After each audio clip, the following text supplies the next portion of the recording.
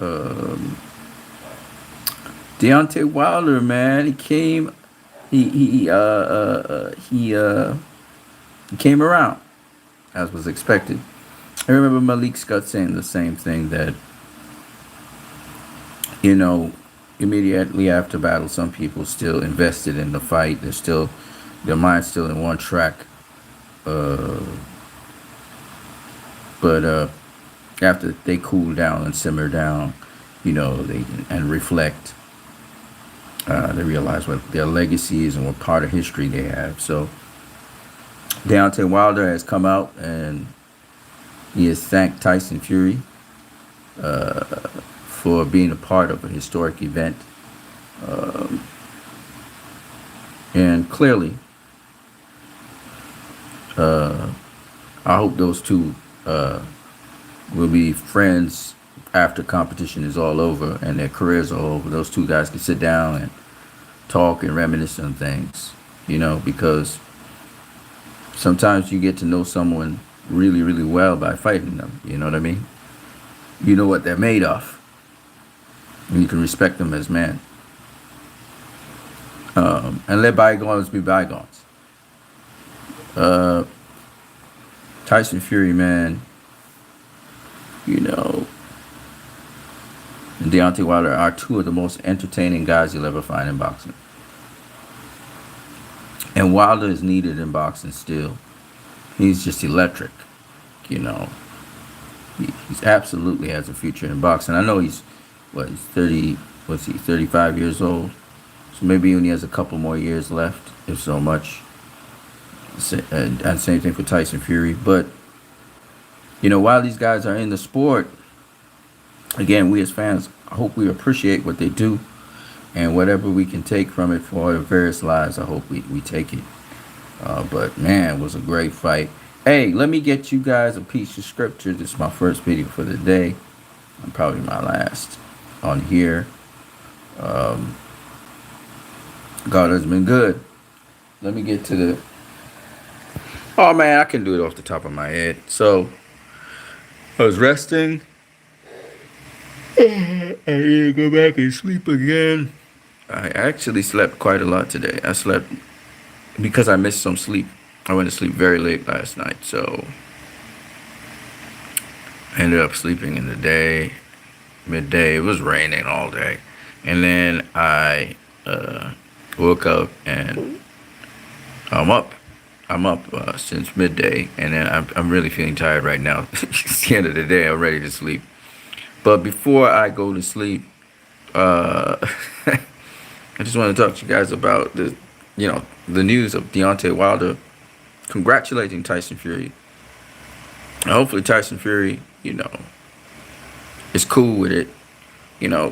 I think that those two would be really close friends. They would actually like each other outside of boxing, but because of competition and the potential that they may clash again somewhere down the road in the future, never say never in boxing, means they may be somewhat adversarial with each other. But I'm so glad Wilder gave Tyson the opportunity, and Wilder encouraged Tyson to get back into shape and get back into boxing. Wilder gave the opportunity to Tyson Fury. You know what I'm saying? So Tyson's forever, I think, grateful to Wilder for that.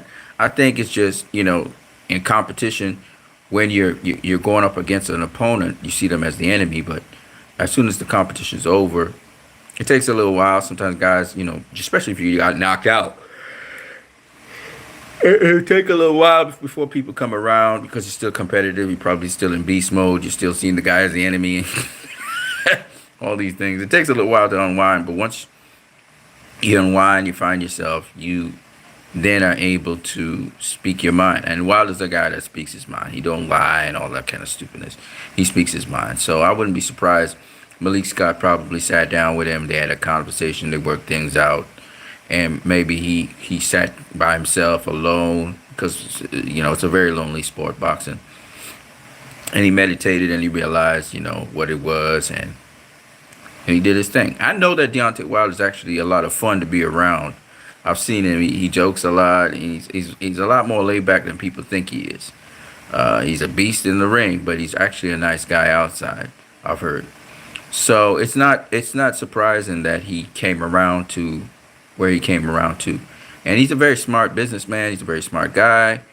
So don't get it twisted. Deontay Wilder knows what he's doing. Tyson Fury knows what he's doing. I just wish the best for both guys. And I hope they end up being friends when their careers are over. I know once you have your career and you're in boxing, you can't really be close with another person. You can't really be friends. But I do hope, because they probably have a lot that they can help each other with, and make their lives even more enjoyable. But Tyson Fury's a hell of a fighter. Um, Deontay Wilder's a hell of a fighter. Them guys got fighting down in their bones. I mean, like I said before, I'm still amazed that Deontay Wilder, he as you saw, Tyson Fury caught him in the back of the temple. Wilder was knocked out, falling onto the ground. He literally was completely shut down. By the time he hit the canvas, his eyes were open, and the referee had waved it off. He turned around. He was trying to get back up. To me, that's just amazing. I can't tell you guys how amazing that is, that you just been knocked out cold. And the first reaction is to get back up. And it's just crazy. Just thinking about that. That guy got put down 3 times. Tyson Fury got put down 2 times. And it's only on the 3rd time that Wilder, the referee stopped the fight. If the referee... And that sounds insane, but if the referee didn't stop the fight, Wilder was going to get back up and he's going to try and fight again. And probably Tyson Fury might have killed him. You never know what would have happened. So I'm happy that he's okay. He's able to, enjoy the time with his wife, his daughter, his wealth. I'm so happy for him. But, this guy was like, you're going to have to kill me in the ring to beat me. That's the mentality Wilder really does have. He genuinely has that. And that is something that's some throwback stuff. Guys used to go out on their shield and they would fight right to the end. You have to short circuit me. So that's some old school stuff. And I think that's what makes that fight so great. It's not so much the technicalities or even the defense of both guys. Wilder was flawed enough a boxer to make the fight that exciting, and yet he had dynamite in his hands, which made the fight so exciting. And like I said before, it reminds me of those throwback fighters. George Foreman versus Ron Lyle. Ooh, yeah, it reminds me of that so much. Anyways, I'm gonna catch you guys later. And I don't think I've ever seen a championship fight like this, a heavyweight championship fight where it was to and fro, both guys got knocked down. I never seen that. So I'm just saying, that's some epic stuff. So what you need out? Glad that Wilder, complimented Tyson Fury. I knew he was gonna come around to it. I knew, it's not. See, this is the thing about life.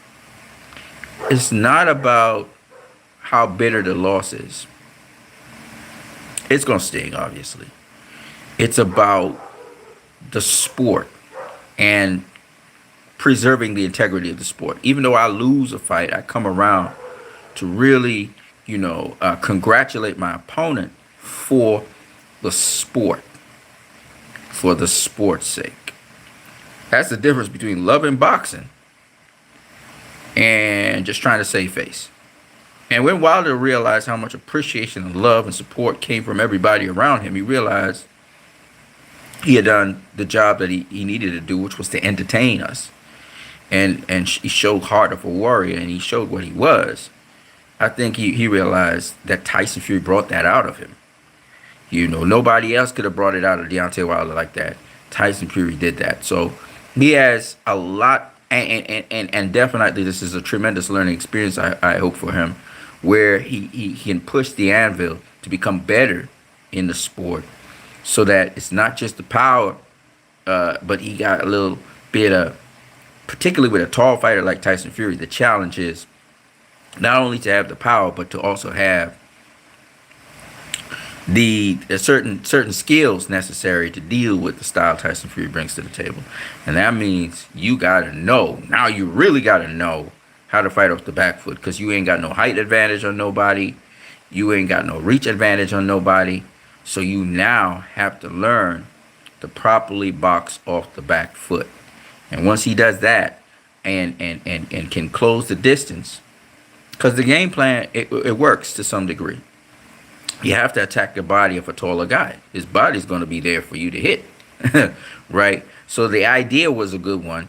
It's just the execution of the idea was not able. He wasn't able to maintain the execution of the idea because he got hit, which means his defense has holes in it. So once you plug up the defense, meaning not only how far away or range, but how to fight off the back foot, how to dip under punches, roll under punches, and counter while you're dipping or rolling. So, for example, instead of just rolling under a hook or rolling under a jab or slipping a jab, you can add the offensive part of it. So I'm just demonstrating real quick. So for example, and this is something again Roger Mayweather teaches, so go check that out in the community section. So I'm in the orthodox stance here, okay? I'm in the orthodox stance.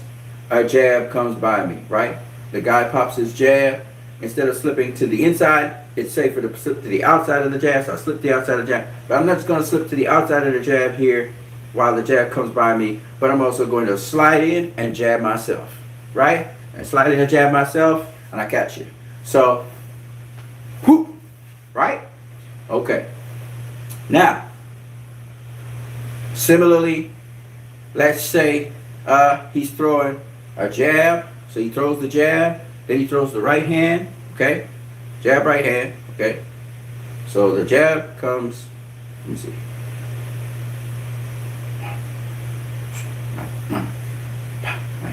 So the jab comes here, and then the right, no, that's the left hand. I'm dealing with a southpaw, sorry, my bad.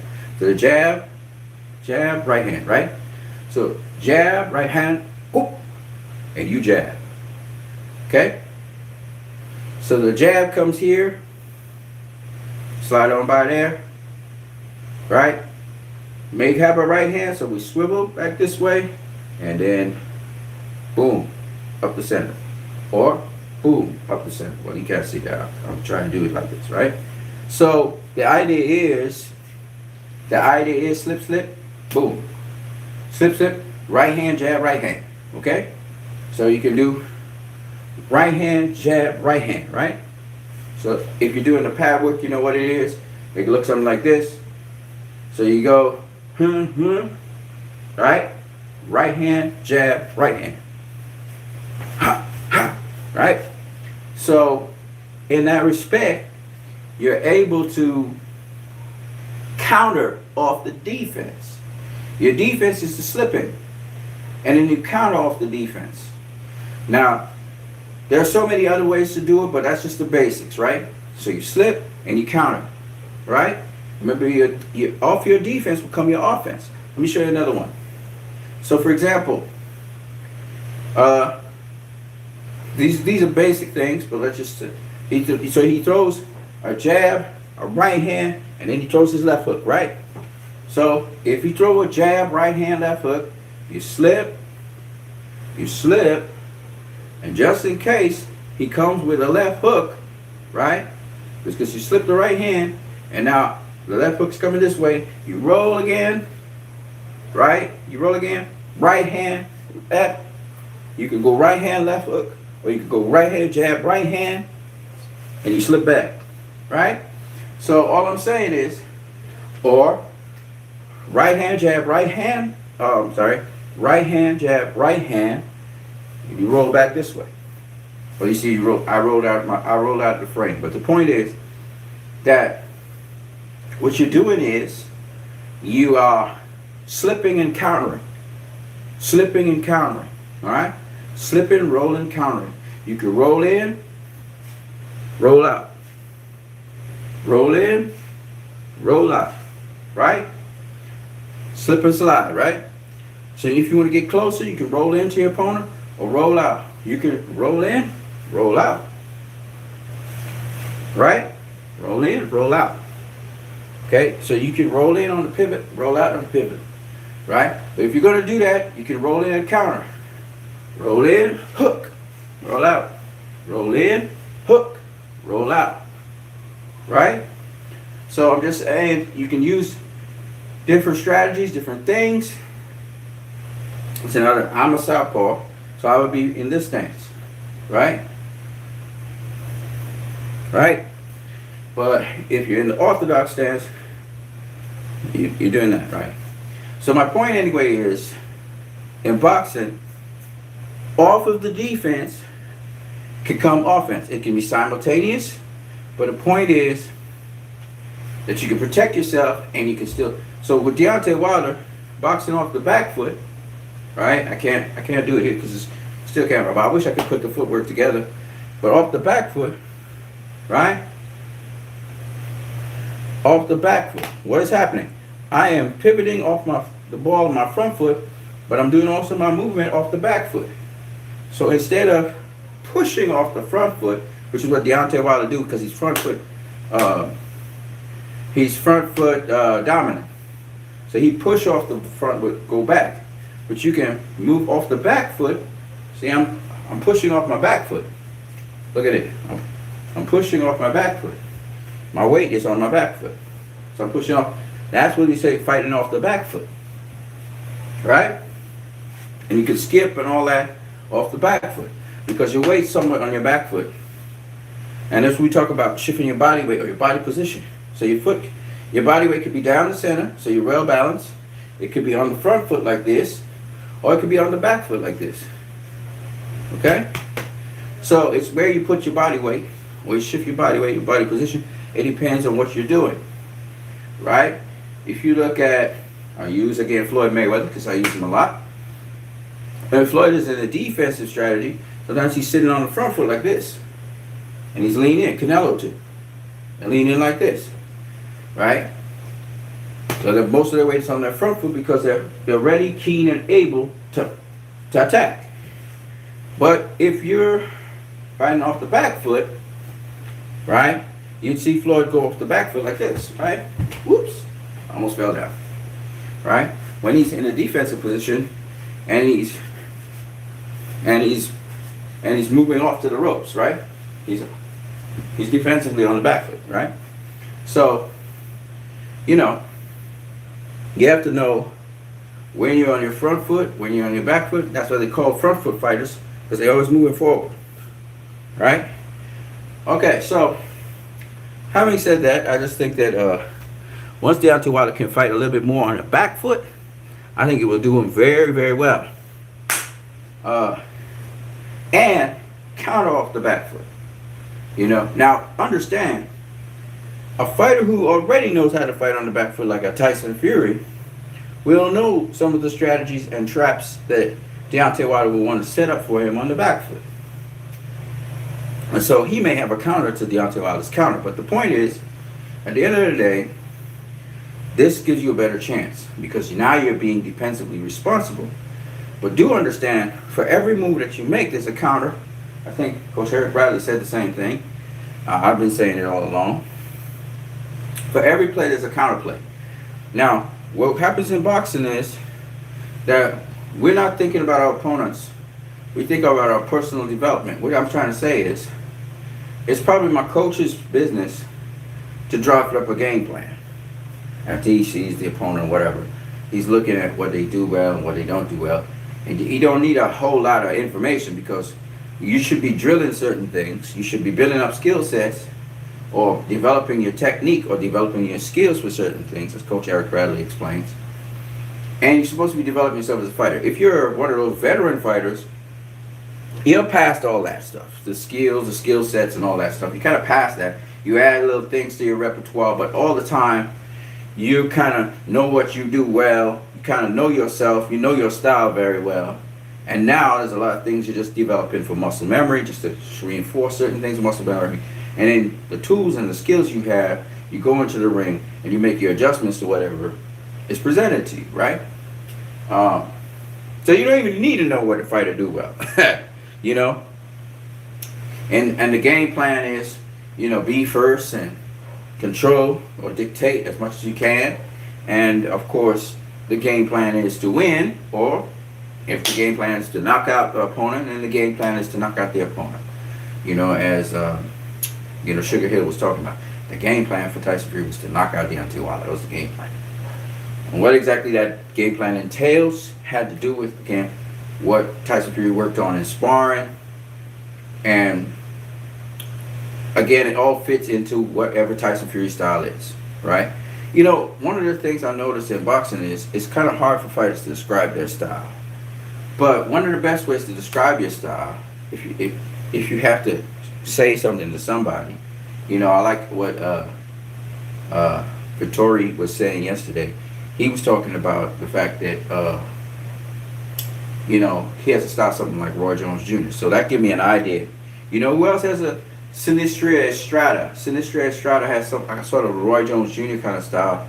She though can switch hit, so she can fight from southpaw. She can fight from orthodox. You know what I mean? She shifts very well. So it's all about, I think, in boxing, when you can kind of sort of like take for instance Terrence Crawford, right? I think Terrence Crawford has a rubbery kind of style. What I mean by that is his hands. He don't have his hands sharp like this, right? He is kind of rubbery, elastic, and the punch is not always super duper duper precise. Yet he places them very well. What I mean by that, just the way how he holds his hands and everything is different. It's like independent of his feet. I don't know how to explain it, but it's very elastic and rubbery. So he's almost like he's playing jazz. And if you watch him shadow box or spar or whatever, he's very sharp and precise with his punches. But when you see him in an actual fight, and even his movements are just unique. Like when I see Terrence Crawford fight, I find him a very unique boxer because I don't know nobody in boxing that fights like him. So it's those unique things about the boxer that when you're describing the style. We know he's a switch hitter. We know he can infight. We know he can outbox. We know that he's a counter puncher. That's what Terrence Crawford is, counter puncher. So he sets you up to counter you, right? And he sees it on the split. Sometimes he sees it on the slide. He see the opening, go for it. So he's not necessarily a guy who is always calculating what he's doing. Sometimes he's working off an instinct, sort of like. But at the same time, he has rehearsed so much. He's done so much training. He's done so much stuff. He's fought so many different kinds of fighters that he has that sort of memory, muscle memory in him, so he can resort to that and be creative on the spur of the moment, sort of like jazz. Okay, he could come up with an answer. He's looking to figure you out, and he could come up with an answer. And so that's what Terrence Crawford is in his essence. Now, I can't say that he's not different from Floyd or different from Sugar Ray Leonard or different from these former fighters in respect of coming up with the answer, figuring it out, and solving the puzzle, right? However, he's a bit different to, say for instance, a Sugar Ray Leonard or say for instance a Floyd Mayweather in that he's somebody who he's like Leonard in the sense that he liked to bang. Crawford liked to bang. He liked to go toe to toe a little too much for my liking. But he loves to bang. He likes to trade. He likes the exchange. He likes to fight, in other words. So if you can find somebody that give him a good challenge, that's great. Because he's looking to solve the puzzle. He's trying to figure out, instinctually sort of like, what do you do well? And if you repeat yourself too much or too often, he's going to figure you out, time you, and he's going to catch you. All right? That's what he did with Kell Brook. So he has a high ring IQ. He's a very smart boxer. And you can see he does his homework. You can see he's plugged into boxing. So that's Terrence Crawford. And I think, to a high extent, very, very good boxer. When I think about him and Sean Porter, for example, I think of Porter is very sharp. And he has, again, Porter has a myriad of skills. Not all of them are sharp and refined, but he has a myriad of skills. Sean's much more rehearsed and precise. He's not as jazz-like or elastic as Terrence Crawford is.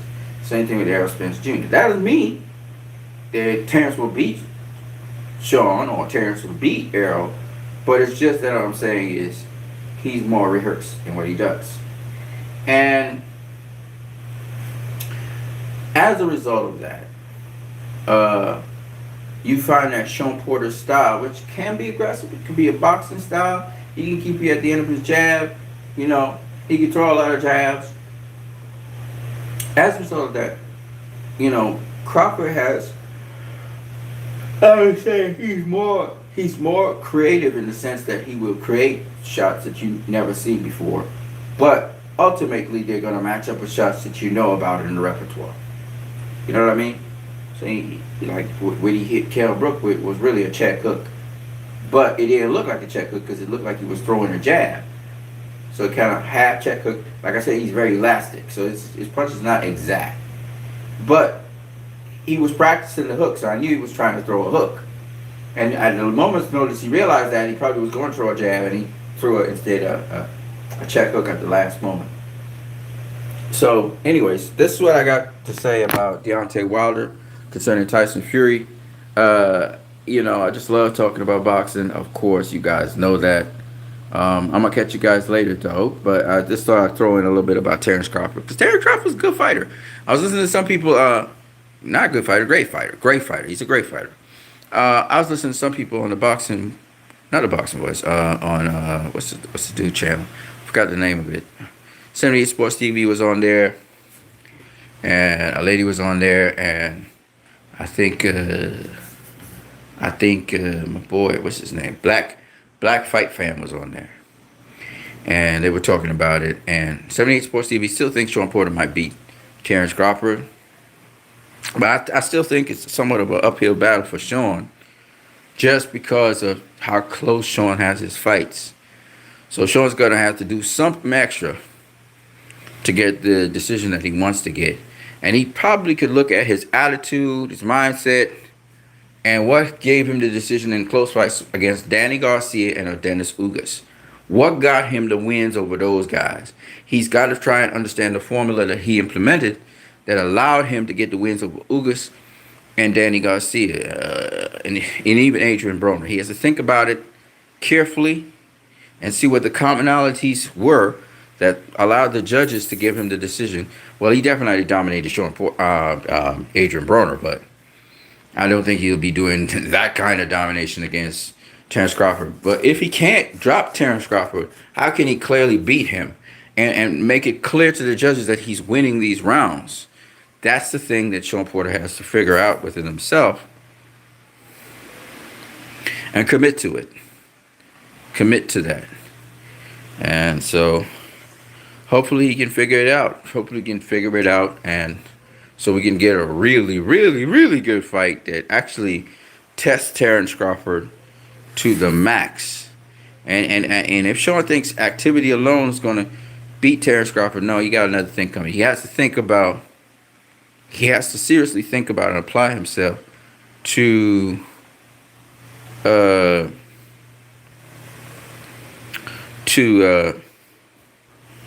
really want to win, because he knows what it is to taste defeat.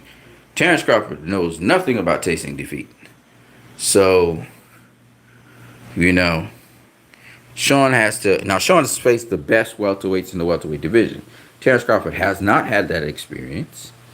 So he has that little thing going for him if Terrence Crawford is not up to par. So that's one thing. Two, we'll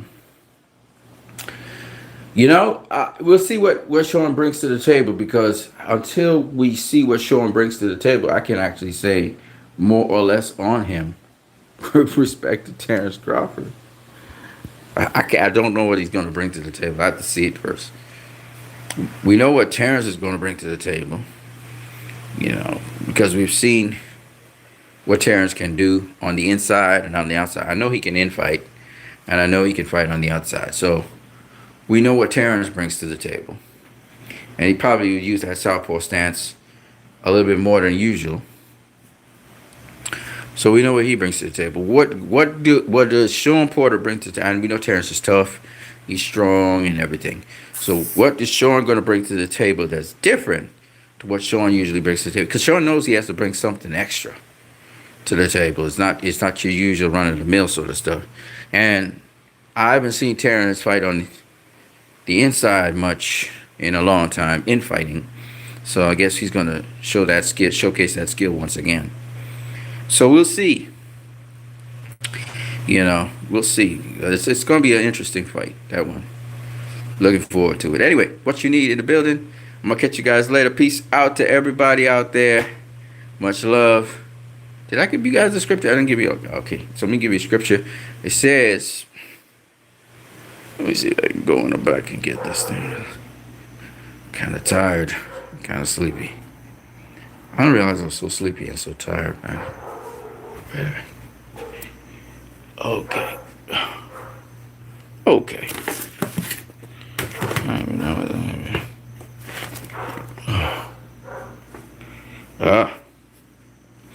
all right.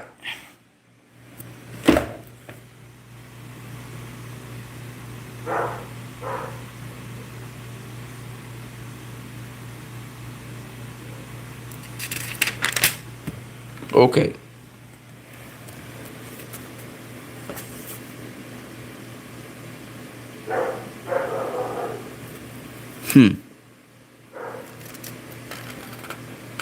All right, here it is.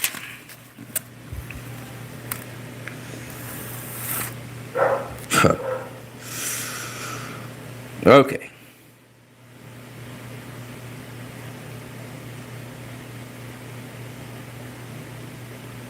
So, this it's like a short story. It goes like this. There was a young boy who was dedicated to the Lord. His name was Samuel. And back in the days, there was the high priest, and then you had a priest in a temple in Jerusalem. And Samuel was the boy's name.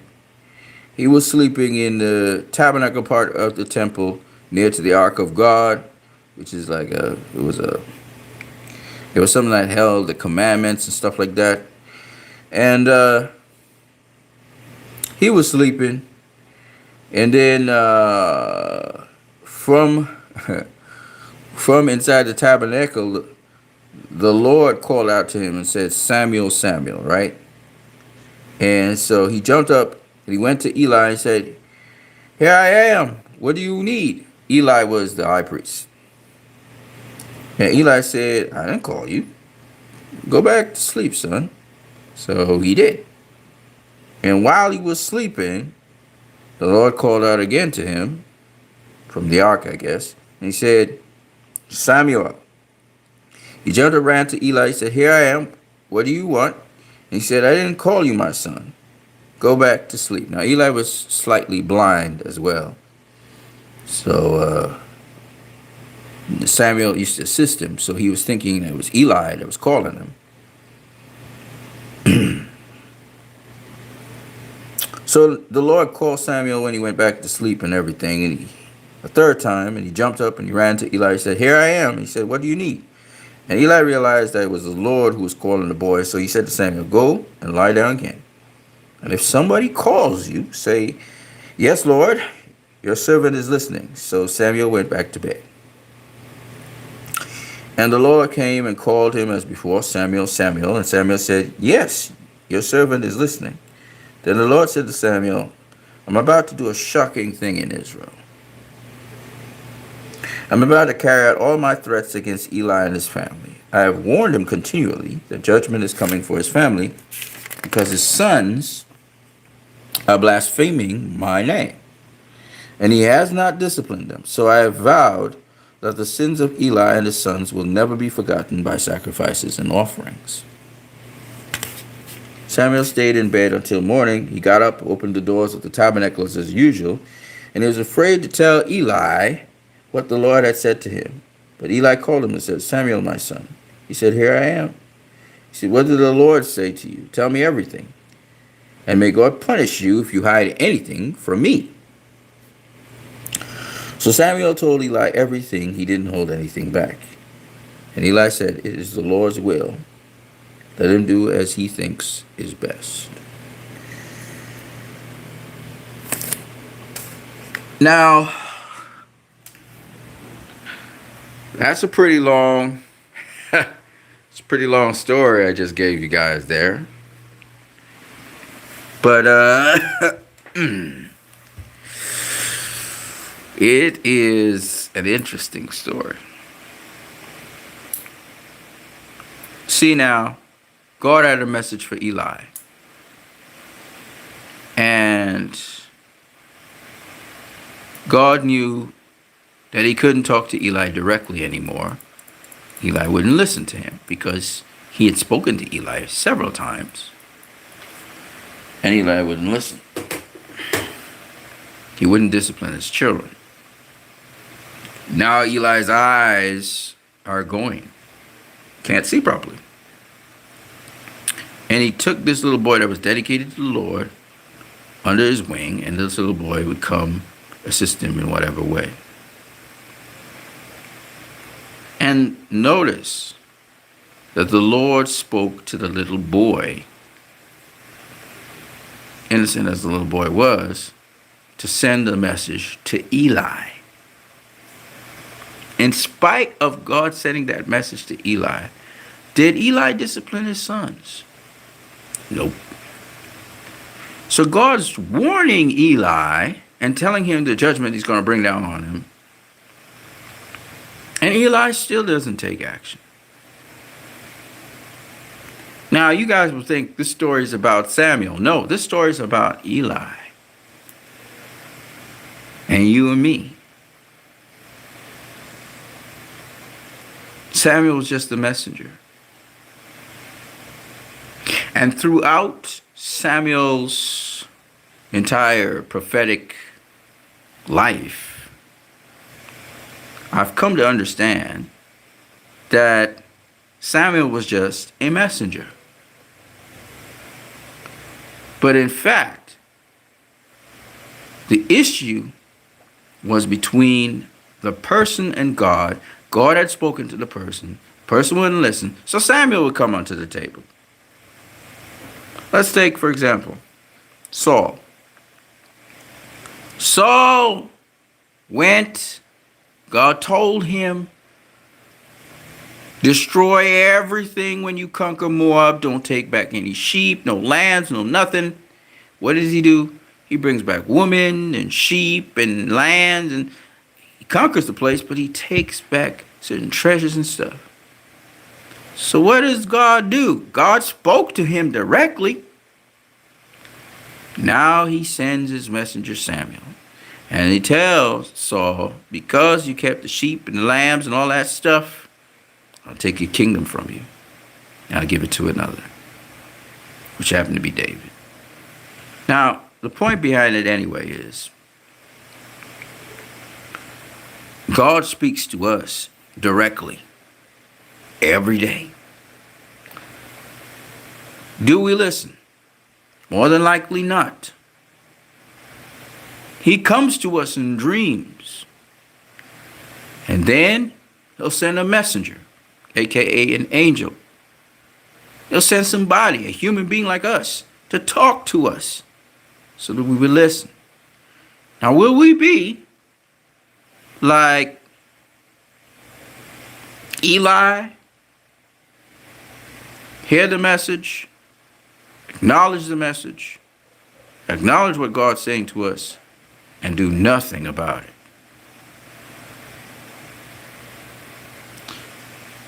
That's the question. I ask myself and I ask you. What you need. I'm going to catch you guys later. Peace.